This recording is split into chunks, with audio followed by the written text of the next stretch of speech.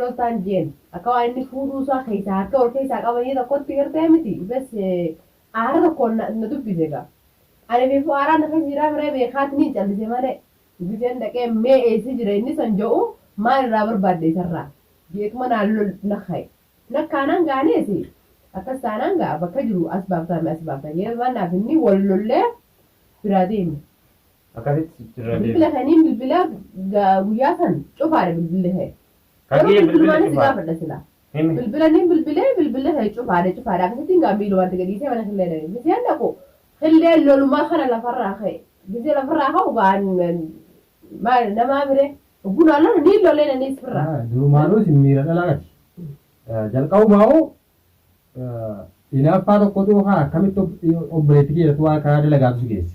eh Ega chiratteo inni sakkawani sagar gara utti silole. Itti fakkaate jechuudha. Haasofni sarara ba'ullee eh akkasumatti fakkaate. lole ga kana magarte mi sa quba qabu yo hawal quba qabanitti lole abus gaani fi fut jafu are khalas ga dije din brabe Jalqabu mau gafa inni jawala kaasu de jawala tufate jawala sanara kaasu de du. Wannummaa barbaacha si geessu. ni barbada ma fi ni barbadne Takka dhaggeeffatu. Maafi Wannummaa barbaacha si geessu. ni barbada ma fi ni barbadne Obboleettii kan kee aboo obboleettiin kee sobdee akkasiin tasgabbooftu gooteetu obboleettiin kee mana keessa qabaata malee ditte gabaa'u ditte mana namaa rattee namaa waliin Tasgabbaa'u. Akkasitti wanni mangee fideetiin bira qabee jira gaa. Mucayyoo dhiiseeti amma gantaa tokko killee tuubii san ni beektaami. Maammee sani wajjin deddeebi'ee gara gurbaan amala baasee badee bara.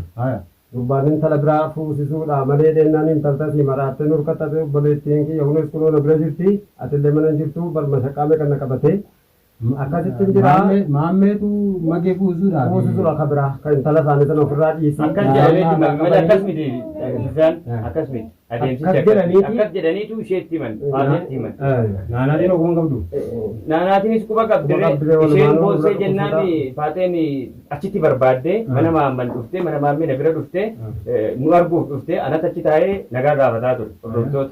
Akkasumas immoo waa'ee sagantaa tokko tokko dubbachaa ture sanayyuu nama biraatti hiikanii dhaqaniitu itti himan. Naanaati dhiisee obboleettii keessan dhiiseetu nama biraa jaallataara waan akkasiitti sagantaa guyyaa cidhaayyuu guyyaa gaa'elataayyuu dhaabbataa jiraa jedhanii akkasitti jennaan dhufanii akkasitti achitti guyyaa tokko anachi hin jiru achi deemeen jira dhufanii Maammad Killee wajjin wal arganii haasawa adda addaa taasisanii waan jarachi keessatti waliin jedhan egaa sababa kootiif ta'e waan ta'eef yoo dhimmi dhiibbaa kan uumu ta'e haasofni achi keessa jiru ammadii sana ittiin adabama achi booda anis mudannoo wayiin na mudate akkuma kan keessatti otoon as karaa shoortaa barraadhuutiin karaa biraa ka'e karaa biraa keessa seenee achi guyyaa meeqa ture Aliifaa biratti deeme. Aliifaa bira deemee achi Aliifaa bira ga'ee tan dhagaye wanta akka ta'e akkas ta'ee akkas akkasiin jedhaa jiru bilbilli koo cufaadha. Yaani waan ati quban qabnetu as keessa haasa'amaa jira. As keessa haasa'amaa jira. An rakkadhee tan iyyuu bakka biraa ture achirraa dhufe. Tuma sossodaaduun dhufee as ga'e. Kanaan yeroon Aliifaa biratti deebi'ee immoo Aliifaa haasofsiisee namoota tokko tokko illee achi kan jiran waliin dubbadhee waan akkasiitiin aan jedhan eenyutu akkas godhe situ akkas godhaa jira siin jedhanii akkasitti si barbaadaa jiru kamaallee dhufee si dhabee faaxeen illee mana killee deemtee takkasitti waan akkasiitti jedhan achi booddee sodaadhee aliidhuma fudhadhee faaxeen mana maamee deemtee sababa keetii maal jedhu sababa kiyya akkamitti jechuun jedhamiti gaa ilaalcha maatiidha miti isheen jeequmsa naanaatiin jeequmsa keessa turte. Ganda san fuudhuu deema aruuba qabaarra naan ilaalcha dhatteti. Cidha qaba jedhanii har'a cidha qaba jedhanii naan ilaalu madatti. Ilaaluun dhufte fi immoo waan dhiirri dhaga'amu jira. dhaabbattee akkasitti annu sinattu killeen sun kaa ni beekame amala saasan. Jechuun akkatti dhageessu fakkeenyaaf kun amma isheen dubira jirtimi akkatti dhageessu fakkeenyaaf nuuf himuu dandeessu. Yaani isiin lolaan dhaqee naan itti ka'e moo laa akkama mana irratti maal mana nama mana gadi wattee seenaan maal fiduu dandeessanii wanni si fidan hin jiru mucayyoo dhiituudhaatti ka'e naan ati immoo mana isaa dhaqan illee barbaacha dhaqee manaan hin dhabe amma yoo naan barbaadutti jira nagarree. Akkasitti dhufeen immoo dubbiin akkasii miti akkana addaan hubaaf nanga. Aywa. Har'a guyyaa meeqaffaa laf jira. alii faarraa ergan dhaga'ee achi osoo mana alii bira jiru osoo yaada tokko ibsataa jiru kamaalachitti dhufe. Yaani osoo dubbiin dhagahamu osoo dubbii tokko sirraan barin osoo waan tokko sirraa addan baafatin mana namaa wanni nama keessa hin jiru. Ayiwaa silaa deemsichi akkasuma ture garuu aariitu namatti dhagahama. Isheen amma isheenis akkuma namni itti himetti oduudhuma tokko bakkeedhaa dhageesseen haala mucaan keessa jirtus ilaaltee naanaatiin illee miira gammachiisaa keessa hin turre. Maaliif bilbila koo cufame? Bilbilli ifaan irratti cufamee bakka bilbila itti guuttadhu dhabe. Garuu an akka yaada mataa kiyyaatti waan kana keessatti yeroo tokko lamaaf dhagahame yeroo tokko dhagahame lammaffaa wanni kun dhufaame silaa waan kana jalqaba sirraa adda baafatamee bakka biraa yoo deemu ta'es barbaacha kee yoo ta'es deemamuu qaba.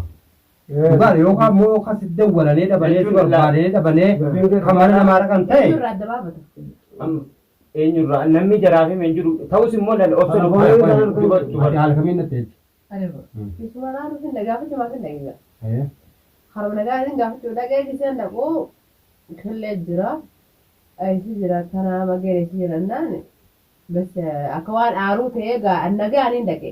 Ni lolee bire mana lootaan jeen akka waan inni fuudhuusaa keessaa harka ol keessaa qabanii tokkotti gartee miti bas aara tokko na dubbise gaa. Ani biifuu aaraa nafa jiraa bire beekaat ni callise malee giseen dhaqee mee eessi jira inni san jedhu maal irraa barbaadde isarraa jeetuma naallol nakhaye nakkaanaan gaaneesi akkas taanaan gaa bakka jiru as baaftan yeroo naaf inni wal lollee biraa deeme. Akkasitti bilbila kaniin bilbila guyyaa san cufaadha bilbilli ta'e. Kagee bilbila cufaadha sila. Bilbila niin bilbila ta'e cufaadha akkasitti hin gaambiilu wanti gadiisee mana killee dhaqe giseen dhaqu killee lolumaa kana lafarraa ka'e gisee lafarraa ka'u gaan maal namaa bire bunaan lolu niin lollee nanii sirraa. Durumaanuu sin miira dhalaati. Jalqabumaa'u inaaffaa tokkotu haa akkamitti obboleetti keessatti waan karaa dalagaatu si geesse. Egaa achirratti yoo innis akka waan isa gargaaraa nutti siin lole. Itti fakkaate jechuudha. Haasofni isarraa ba'ullee akkasuma itti fakkaate. Lolee akka nama gartee miisa quba qabu yookaan wal quba qabanitti lole. Oggus gaanii fi fuutu jaafuu aare kalaas dhiisee dimbiraa bee. Jalqabumaa'u gaafa inni jawaala kaasuu didee jawaala cufatee jawaala sanarra kaasuu didu. Wannummaan barbaacha si geessu. Ni barbaada maatiin hin barbaanne. Takka dhaggeeffatu. Wannummaan barbaacha si geessu. Ni barbaada maatiin hin barbaanne. Obboleettii kan kee aboo obboleettiin kee sobdee akkasiin tasgabbooftu gooteetu obboleettiin kee mana irra qabaata malee. Diddee gabbaa'uu diddee. Mana namaa rattee namaa wal arrabsuu namaa wal loluu wanni si gahu tokko hin jiru. Guyyaa guutuu kana booyaa oolte. Nama booyaa oolte kamiin jaalladha. Isiin isa malee kan dhiirtiin jiruutti beekti sila.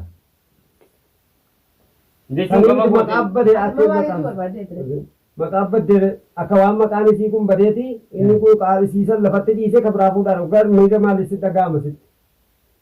Anuu dhaga'e haa ta'u malee dhabdee miti akka jiraatti fakkaata. yaani dirqamatti dirqama maatu fidanii gaafa barbaadanii dhabdanii jawaalli isaa cufaa barbaadanii dhabdanii. Haya bakka inni jiru saahibaan dirqama jala deemtanii jala baaftanii isii akka inni fuudhu gootanii. Akka inni wanni gartee miiqaa yookaan ati immoo miira biraa ibsachuu deemtaa waan dhibatuma keetiif maal dhaqee gaafachuu rakkoo qaba. Afaan nagaatii yoo gaafatte afaan nagaatiin hin dhaqee assalaamu alaikum agartee hin agarre maalirraa feetanaan jee maalirraa feetachuun lolaree way akkamittiin hin lolle akkamittiin hin lolle maaltu akkamittiin hin lolle namaa miti. Waan sun lolchiisuun qabu lolee meennee.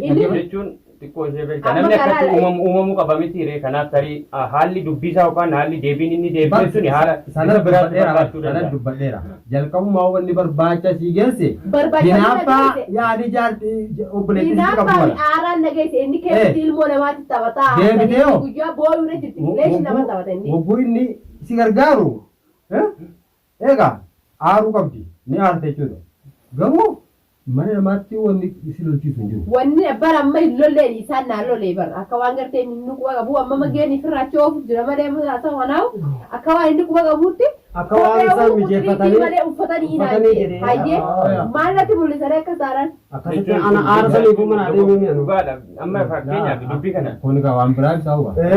Haasawaa kanaa ona dallasiise silaasinuu lollolee dhorkaami. Ana illee dallasiiseetiin akkana caala keef mana yookaan kun hin jiru. Himees immoo baane amma garee Amma yoo nana garre barbaadu. himeen baane Mana illee anatu gaafa sana illee killee jinaa waa galee harka isaa torba dhufaa maabeen meedhan hin geenye wallaahi. anatu gaafa sana killeetti himeen bahin Egaa Kanaaf- illee rifiisaatiif dhalaa guutuu walitti qabatee gidduu olaamii sabsabaa. Gandi isaa ganda dhalaa ta'e mana garre. akkasitti jechuudha amma jeequmsa ta'e jara gidduutti iyyuu sababa isheen faan dhaqxeef haliimaa wajjin walitti dhufanii haliimaan gaafa manatti galteetti waan akkasii ta'e jedhee Yaani- akkuma duraan akkuma isheedhaan jecha faallaa dubbataa ture gaafa isheen dhuftus maammeen akkasitti akka nama nan beekne akka waan nun beekne yaani kophee ofii kophee kaatanii waan namatti ta'u malee kaatanii gaafa nuun jedhu Isiidhaan hin jedhu anaan jedhee bara. walumaa galatti Nutuffii san kasanii jechuun sanaaf illee rakkoon hin jiru jecha waan ta'eef kanaaf kana manguddoon isin raawwatu yookaanis immoo dhimma kana akka isa madaalutti gochi kun dogoggora isaa akka ta'e isatti himne waan kana waan akkasii dubbachuu badii dogoggora dubbatte jennee isa hubachiise. Dhiifama akkasiin gaafatu ni goona jechuudha fuuldura. Maalirra dhaabbateeti akkasitti lole maalirra dhaabbateeti Sajjaada isaanii kaafannee maalirra waan si waa barbaacha dhaqee namni gisee waan saniin faallaasitti dubbate yookaan hin agarre kana niin fida obsimee yookaan irratti si dawwala namaan jaa miti irra naan jawwaara kan qabu jeetuma akka wal bira wal keessa harka qabanii. Yeroo sanatti tarii haarii wayiitiin qabamee jira. isin ammoo maalirra jirtu. Nuti amma akkasitti irra guyyaa meeqaffaan as jira. An qalbii keessallee baay'ee tokkoon si eegaa ture. Duraan illee kanatti qabamtee deemtee turte dhufee hin gaafanne. Xiqqoo ishee hojiinuma tokko biizii na godhee dhufuu dadhabe. Akkasumas immoo yeroo sanatti sagantaan ani itti jiru akkamumatti sagantaa haruufa kiyyaa kana xumuradhaa isa jedhuufin baay'ee tokko mataadhaa biizii ta'aa ture.